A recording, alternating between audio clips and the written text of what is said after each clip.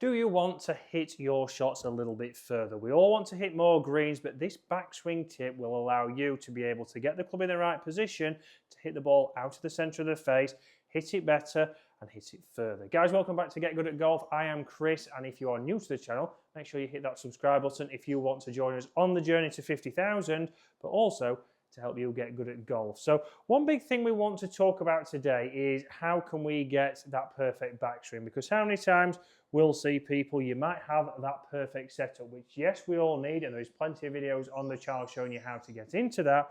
But once we've got into that setup, how do I get into that, maybe that Adam Scott position at the top that we all want to be in? You calling that Adam Scott, are you? Well, it's a bit debatable, but we're going to say that. He's a little bit more agile than I am. But how do we get perfect at the top of the backswing? Because a lot of times we'll see people with the club here, crossed at the top. We'll also see people with the club maybe laid off just like that position. And again, risk can vary exactly where that club is going to be. That, as you will see, is going to change that club face.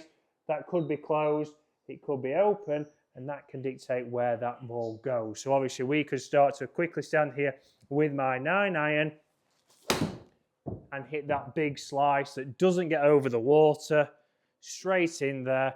I don't feel like I've hit it that bad, but that's more of a glancing blow. I'm hitting across the golf ball. So then what do? We know what you all will think. Right, well, that was open at the top, so I'm now going to think, right, I'm going to really get that club behind me. I'm going to close my stance a little bit, and I'm going to get that drawing. Right.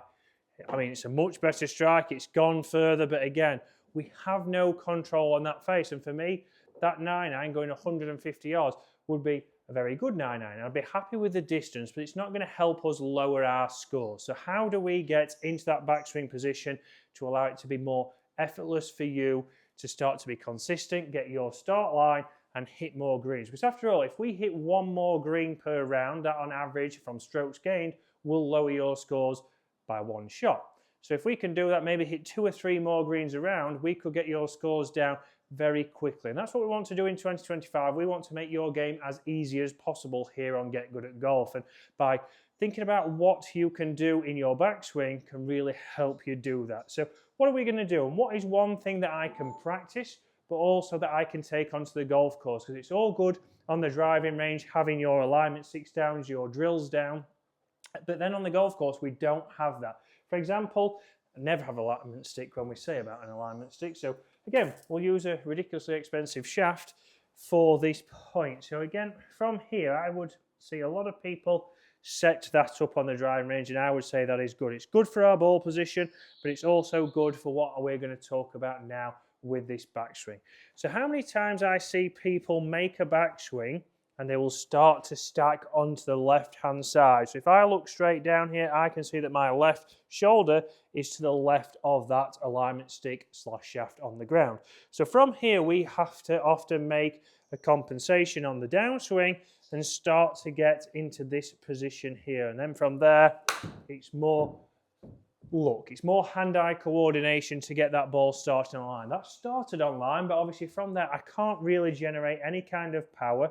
So I'm going to lose distance, I'm going to lose a strike, and you'll see you don't see many tour players in that kind of position when they've hit it. So we're going to use this alignment stick here for you. Serious fact, have you ever seen any tour player in that position, ever? No.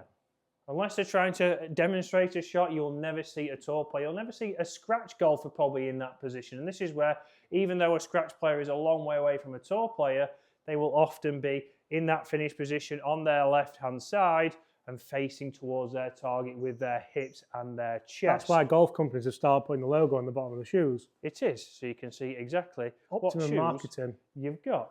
So let's think about this down here now. So if you're a right-handed golfer, then what I want you to do is start to think, okay, if I go to my top of my backswing, I should start to see this left shoulder to the right-hand side of that alignment stick and feel like it's left shoulder towards your right foot. You can see here I'm loaded now on this right-hand side. So when I start my transition, I'm going to push off from that right-hand side. I'm going to rotate my hips, and you'll see quickly that club comes into a good position into delivery. From here, if I just turn my body, you will see everything's squared up. My hips are turned, my weight's now on the left, but look at that forward shaft lean. You can see that my hands are ahead of the golf ball. we are now compressing that golf ball, but that club face is square. So I'm able to just give myself that feedback of, okay, left shoulder to right foot. If you're on the driving range, have your alignment stick down there to make sure as well. But on the golf course, that could be your feel. You could have that feel of left shoulder down towards that right foot. And you'll see after a couple of repetitions of that, I can now come in and hit this nice and easy. And you'll start to see how I can turn through. I'm in that finished position now. I've loaded onto the right-hand side, through to the left-hand side, and that's gone my standard number there. 140 yards with that 9-iron. You can see a nice towering height. You can see it's higher than the other shots. But I didn't have to put much effort in there. I'm not out of breath, because how many times myself and James walk down that driving range and we will see people, they'll have hit a couple of shots. Whew, I've hit that one well. I actually heard a bloke hit one earlier and say, ow. That's never a good start. So you can see there, just by getting... These replays are unbelievable though. So just hit another one where you hang back and let's have a proper look at that, because that's what we see so often. And it may not look too bad. The strikes sounded good. Yeah. It's on line, it's on target. It's obviously short of distance. Then you look at the replay and it's just that last movement, isn't it? And how many of you or your playing partners do you see in that position? And when we practice on mats like we do here at the driving range here at Waterfront, it's very easy to get away with that one. I would say there I caught maybe half an inch to an inch behind the golf ball, but it still went a reasonable distance. And you might see that you get a strike out there. But as soon as we get on the golf course, especially now that it's wet out there, it's currently snowing, but if you catch half an inch before, we know that you're going to take a big divot and the golf ball might not make it to the screen. I would put an example of Brett on there, but that was more of a chip shot. So get into this drill now, guys. And if you want to take this a little bit further, obviously we can think about our backswing, left shoulder down to the right foot. But then as we come down into impact, we want to think that this right shoulder now is coming down towards that right foot. So you see now we've switched that. My right shoulder's down, the left shoulder's up, and it's turned my body through. And that's what gives us the ability to have a little bit of forward shaft lean, take some loft off, and get that compression that we're all looking for. Because if we all want to hit the ball further, we want to hit it straighter, which this will do both. So let's get into that now, and let me put both of those into action. So again, feel of left shoulder down towards that right foot. That is a great swing. And look at that start line. 2 shots there. This one's a little bit closer to that.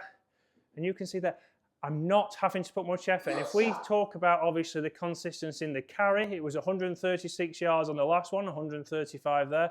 And it was 140 total and now 139. Front to back dispersion for you is going to be massive, because how many times do you get your 9-iron out there and you maybe hit it 120 yards, the next one you catch flushed and it goes 140 yards.